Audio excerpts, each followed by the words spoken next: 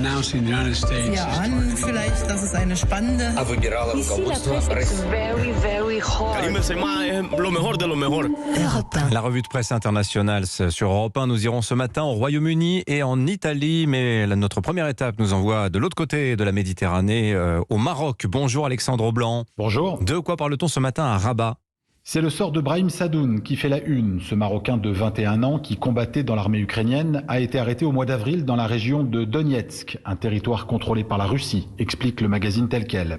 Originaire de Meknes, le jeune homme est arrivé à Kiev en 2019 pour ses études, avant de porter l'uniforme militaire en 2021, raconte le quotidien L'Opinion.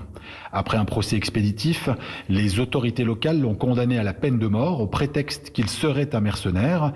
Que peut faire le Maroc, se demande le quotidien Libération, alors que le Royaume a déclaré ne pas reconnaître la République de Donetsk. Parmi les scénarios possibles, le site Média24 évoque un échange de prisonniers de guerre. En attendant, la Cour européenne des droits de l'homme a demandé au gouvernement russe de ne pas appliquer la sentence. Merci Alexandre. Nous partons en Italie. Bonjour Antonino Gallofaro. Bonjour. À la une ce matin à Rome. Il est question aujourd'hui de Luigi Di Maio. Le ministre des Affaires étrangères est en une de tous les médias.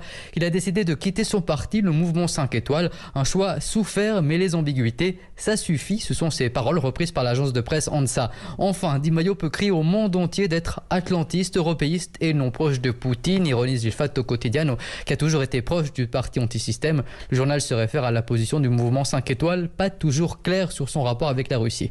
Le leader du parti et ancien Premier ministre Giuseppe Conte répond et surtout rassure dans les colonnes du Corriere della Sera: je n'accepte pas de leçons d'atlantisme, je reste avec Draghi.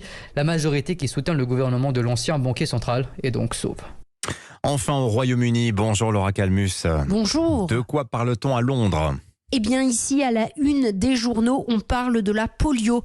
Le virus n'avait pas été retrouvé sur le sol britannique depuis plus de 40 ans, selon le Daily Mail, qui explique que le virus a été retrouvé dans des échantillons d'eau usée prélevés dans une station d'épuration à Londres. Alors pour rappel, le virus est extrêmement contagieux. Il attaque le système nerveux et peut causer une paralysie permanente. Le journal Le Times explique également que les médecins ont reçu des informations sur la maladie et les symptômes pour ne pas être pris de court. Difficile de savoir d'où viennent exactement ces traces de virus.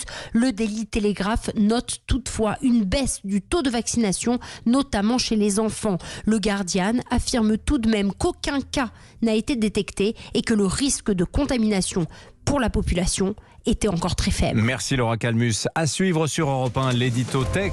Mardi, André Lezecroc-Pietri nous expliquait comment marche un moteur électrique de voiture. Aujourd'hui, il décortique ses enjeux géopolitiques et environnementaux. Rendez-vous 7h15.